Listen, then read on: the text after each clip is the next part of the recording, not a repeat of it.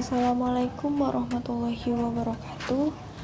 Perkenalkan, kami dari kelompok 3 akan mempresentasikan hasil diskusi kelompok kami tentang orientasi pasar dan peluang pemasaran agribisnis.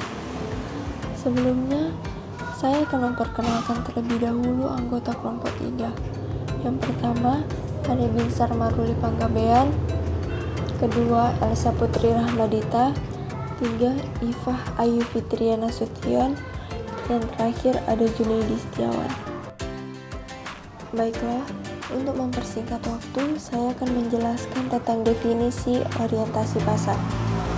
Orientasi pasar adalah budaya organisasi yang paling efektif dan efisien dalam menciptakan perilaku yang diperlukan untuk menghasilkan nilai superior bagi pembeli. Dengan demikian, kinerja bisnis yang unggul terus-menerus dapat tercapai. Selanjutnya yaitu orientasi perusahaan terhadap pasar. Ada 5 konsep yang mendasari pemenuhan kebutuhan pasar. Yang pertama, ada konsep produksi. Konsep ini menyatakan bahwa konsumen akan menyukai produk yang tersedia di banyak tempat dengan harga yang murah. Manajer organisasi yang berorientasi produksi memusatkan perhatian pada usaha-usaha untuk mencapai efisiensi produksi yang tinggi dan distribusi yang meluas. Yang kedua, ada konsep produk. Konsep ini menyatakan bahwa konsumen akan menyukai produk yang menawarkan mutu, kinerja, dan perlengkapan inovatif yang terbaik. Manajer organisasi yang berorientasi produk memusatkan perhatian pada usaha untuk menghasilkan produk yang unggul dan terus menyempurnakannya. Yang ketiga, konsep penjualan. Konsep ini menyatakan bahwa konsumen, jika diabaikan, biasanya tidak akan membeli produk organisasi dalam jumlah yang cukup. Karena itu, organisasi harus melakukan usaha penjualan dan promosi yang agresif. Konsep ini mengasumsikan konsumen itu malas atau enggan melakukan pembelian. Yang keempat, ada konsep pemasaran. Konsep ini menyatakan bahwa kunci untuk meraih tujuan organisasi adalah menjadi lebih efektif terhadap pesaing dalam melakukan kegiatan pemasaran guna menetapkan dan memuaskan kebutuhan dan keinginan para sasaran. Yang terakhir, ada konsep pemasaran holistik.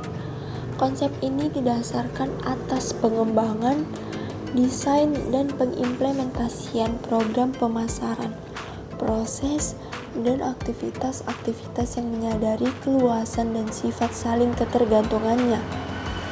Pemasaran holistik menyadari bahwa segala hal berarti dalam pemasaran dan bahwa perspektif yang luas dan terintegrasi seringkali diperlukan. Jadi, pemasaran holistik adalah suatu pendekatan yang berusaha menyadari dan mendamaikan ruang lingkup dan kompleksitas aktivitas pemasaran. Tugas manajemen pemasaran. Tugas pertama yaitu mengembangkan strategi dan rencana pemasaran. 2. Menangkap gagasan pemasaran. 3. Berhubungan dengan pelanggan. 4. Membangun merek yang kuat. 5. Membentuk penawaran pasar. 6. Menghantarkan nilai. 7. Mengkomunikasikan nilai. Dan tugas terakhir yaitu menciptakan pertumbuhan. Peluang pemasaran agribisnis merupakan kemampuan seseorang atau pebisnis untuk melihat adanya kesempatan berbisnis dari lingkungan sekitarnya. Peluang bisnis biasanya muncul ketika seseorang mempunyai niat untuk memulai suatu usaha walaupun dengan modal seadanya. Peluang usaha adalah sebuah kesempatan yang datang dari keadaan yang terdesak ataupun ide kreativitas sendiri. Misalnya, seorang ibu rumah tangga yang memiliki kegemaran memasak membuka restoran sederhana. Seorang anak muda yang gemar bermusik membuka studio musik. Seorang bapak-bapak tua yang bekerja keras mencari nafkah, walaupun hanya mengumpulkan barang-barang bekas, namun ia jadikan peluang untuk bank sampah barang-barang bekas yang bisa didaur ulang, bahkan menjadi peluang usahanya sekarang. Peluang agribisnis yang mudah dijalankan. Yang pertama ada obat dari bahan alami. Kita sudah tidak asing lagi dengan istilah obat herbal. Banyak tanaman yang tertentu yang bisa dijadikan sebagai bahan untuk membuat obat alami atau herbal. Saat ini banyak permintaan obat-obat alami atau herbal karena terbukti ampuh dan tanpa efek samping dibandingkan menggunakan obat kimia. Yang kedua ada usaha sayuran hidroponik. Hidroponik sendiri yaitu teknik bercocok tanam dengan sistem organik yang saat ini menjadi salah satu tren. Banyak orang menyukai teknik ini karena tanaman bisa ditanam dan dirawat sendiri dengan mudah di pekarangan rumah. Selain itu juga, untuk memulai usaha ini tidak membutuhkan modal dan lahan yang besar. Yang ketiga ada budidaya buah-buahan.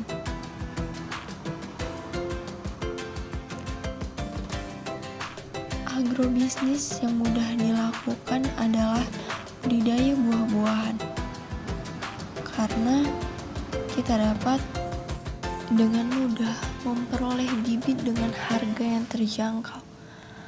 Beberapa contoh buah-buahannya yaitu jeruk manis, pisang, bahkan buah naga. Yang keempat yaitu menyiapkan tanaman cangkok agrobisnis. Usaha ini bisa kita kelola sendiri. Meskipun membutuhkan keahlian dan pengetahuan, usaha ini bisa dilakukan di rumah. Kita bisa membuat dan menjual cangkok tanaman yang dikembangkan dalam pot. Bisnis ini tidak mengeluarkan modal yang besar, namun keuntungan sangat menjanjikan. Yang terakhir ada usaha pembiakan bibit. Usaha ini berupa jual bibit tanam buah-buahan, sayuran, dan beberapa jenis pohon lainnya. Bisnis ini bisa kita kelola sendiri di rumah. Untuk memulai usaha ini, kita bisa melihat dan mempelajari pohon yang bisa tumbuh di daerah sekitar dengan cepat dan mudah. Di sini kami ada memberi satu contoh studi kasus pemasaran agribisnis. Penelitian ini dilakukan di UP2KS Sarilaha, bertujuan untuk menganalisis kondisi lingkungan internal, kekuatan dan kelemahan, dan lingkungan eksternalnya yaitu peluang dan ancaman pada pemasaran kecap ikan dan merumuskan strategi pemasaran yang tepat bagi agroindustri kecap ikan. Penelitian ini menggunakan formulasi matriks IV dan EVE, matriks IE, dan matriks SWOT. Hasil penelitian ini menunjukkan bahwa kekuatan agroindustri kecap ikan adalah produk yang memiliki ciri khas dan tenaga kerja terampil dan berpengalaman. Kelemahannya sendiri yaitu proses produksi secara manual, sederhana, dan tidak kontinu. Produk belum distandarisasi, kemasan kurang menarik, dan promosi produk belum intensif dilakukan. Dan dari segi harga relatif mahal. Peluang agroindustri adalah pangsa pasar masih lokal.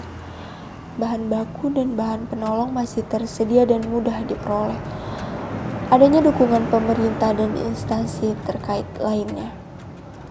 Ancaman agroindustri adalah banyaknya produk substitusi yang lebih murah dan meningkatnya pengetahuan konsumen mengenai produk. Strategi berdasar analisis matriks internal eksternal adalah strategi intensif. Sedangkan analisis matriks SWOT menghasilkan 4 alternatif strategi, yaitu strategi SO, yaitu perluasan usaha melalui pengembangan pasar dan meningkatkan produksi. Strategi WO yaitu meningkatkan mutu produk melalui proses standarisasi yang baku dan perbaikan teknologi produksi, kemasan, serta promosi ke daerah potensi lainnya. Dengan melakukan kerjasama dengan pemerintah atau instansi terkait. Strategi ST, yaitu mengembangkan produk serta penentuan harga yang dapat bersaing dengan produk lainnya. Dan strategi WT yaitu melakukan pengaman lingkungan melalui pencairan peluang pemasaran. Kesimpulannya yaitu kegiatan jasa seringkali melibatkan biaya, karena dengan adanya jasa akan menambah nilai dari suatu perihal dan konsumen harus membayar terhadap jasa yang dibayarkan. Pemasaran dikatakan produktif karena menciptakan kegunaan, yaitu proses untuk menciptakan barang dan jasa lebih berguna. Baiklah, sekian presentasi dari kelompok kami. Apabila ada kekurangan, mohon maaf. Terima kasih atas perhatiannya. Assalamualaikum warahmatullahi wabarakatuh.